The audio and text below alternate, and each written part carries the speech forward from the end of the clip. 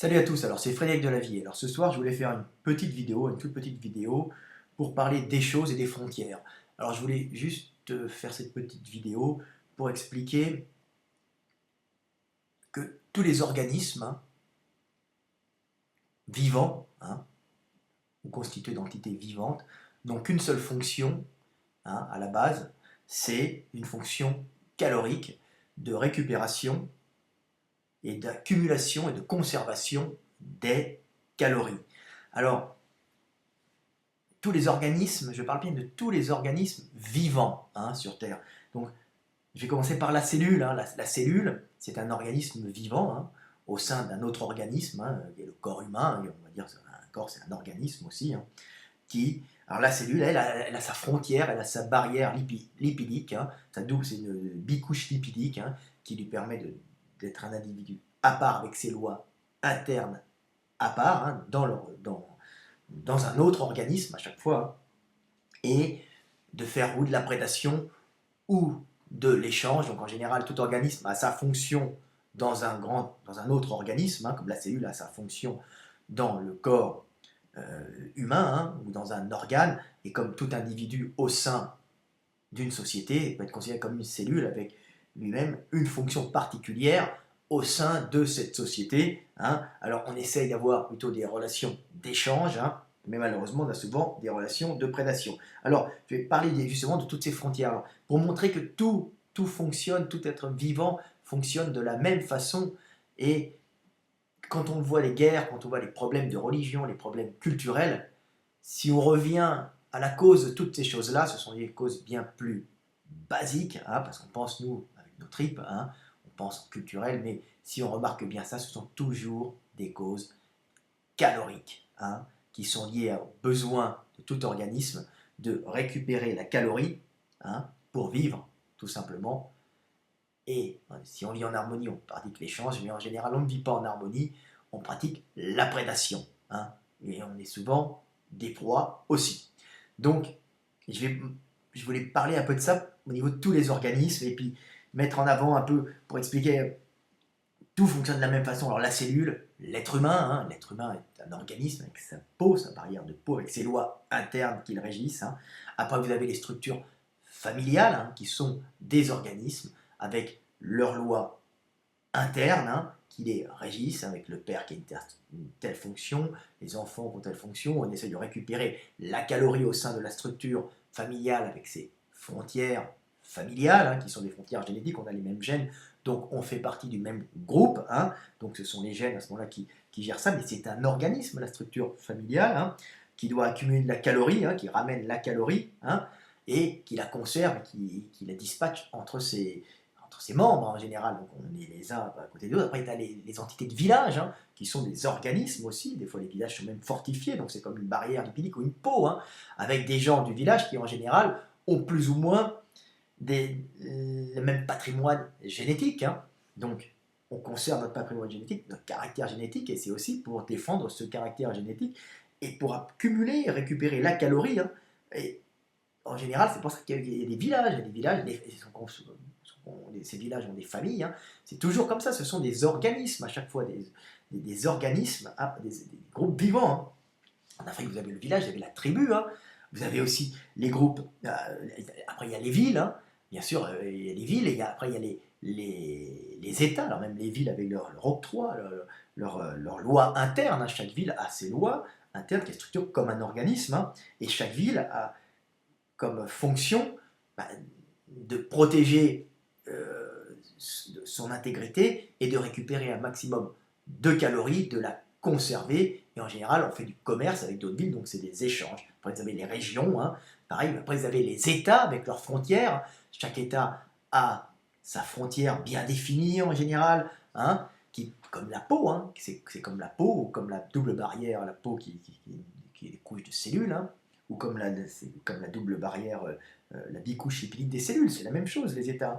C'est des frontières qui sont marquées, et à l'intérieur, il y a des règles particulières qui permettent d'unir et de faire vivre en harmonie des individus avec les mêmes lois, les lois qui permettent de vivre en harmonie et d'éviter la prédation entre individus et de favoriser plutôt l'échange, plutôt l'échange que la prédation.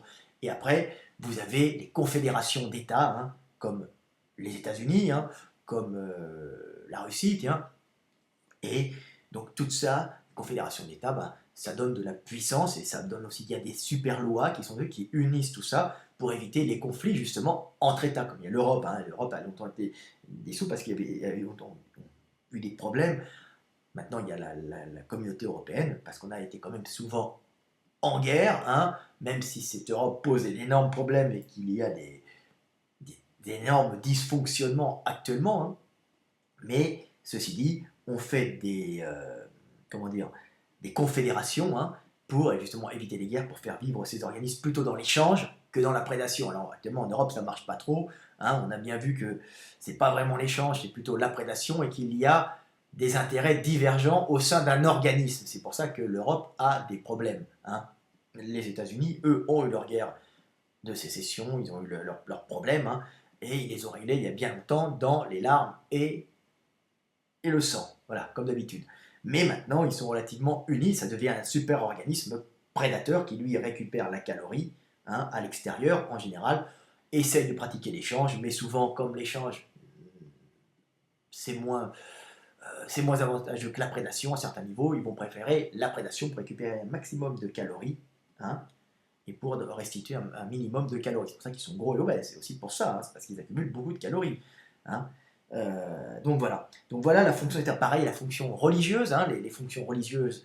La religion, c'était quoi? Bah, c'était relier les gens pour faire un organisme, hein, pour éviter que les gens se fassent de la prédation entre eux, et plutôt que les gens pratiquent l'échange unis par des mêmes croyances et par des lois. Hein. C'est la base de la religion. On met des lois pour te terrifier si tu fais ça, ça ou ça.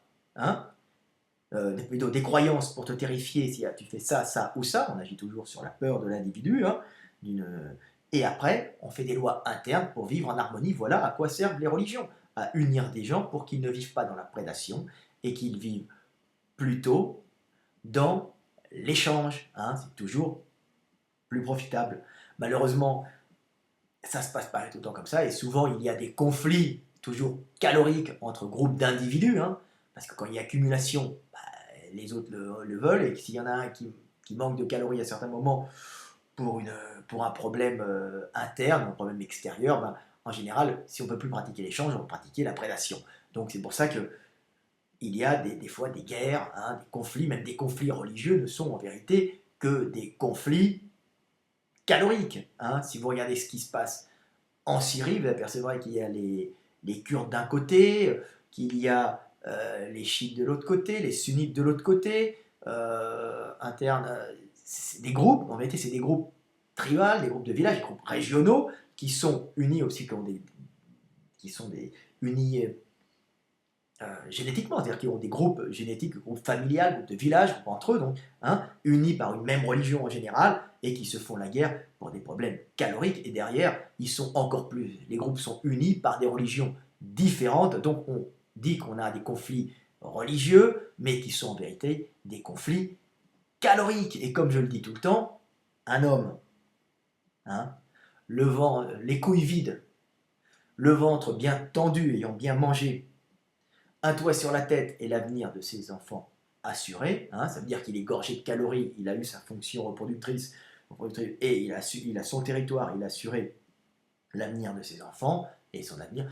Il n'est pas belliqueux, il n'y a pas de guerre. Il y a des problèmes à partir du moment où il y a des problèmes de guerre, à partir du moment où il y a des problèmes caloriques. Et toutes les religions, les États, tout ce que vous voulez, toutes ces lois et ces structures et ces frontières, en fin de compte, n'ont comme fonction uniquement d'unir des individus pour être plus puissants. Malheureusement, quand il y a une grande crise, quand il y a une crise interne d'un de ces organismes, plus l'organisme est grand, plus ça fait des chocs importants. Hein. Voilà. Donc voilà, c'était pour parler un peu de ça. Alors, juste pour certains États comme Israël, hein, qui ont une unité encore plus forte. Pourquoi? Hein, parce qu'ils ont une unité d'État, donc ils ont une frontière, hein, c'est la frontière d'Israël, plus une unité religieuse, donc c'est un État religieux, donc ça double la structure, donc ça double l'unité du pays. Hein, vous voyez à peu près comment ça fonctionne, donc c'est pour ça qu'ils sont très très unis. Hein, ils sont très très unis, c'est pas pour ça qu'ils vont s'en sortir forcément, parce qu'il y a beaucoup de gens autour d'eux, mais il y a une certaine union. Et le système religion plus État, ça fait des structures extrêmement unies, en général, au sein des... Ça fait des organismes extrêmement résistants et unis. Hein.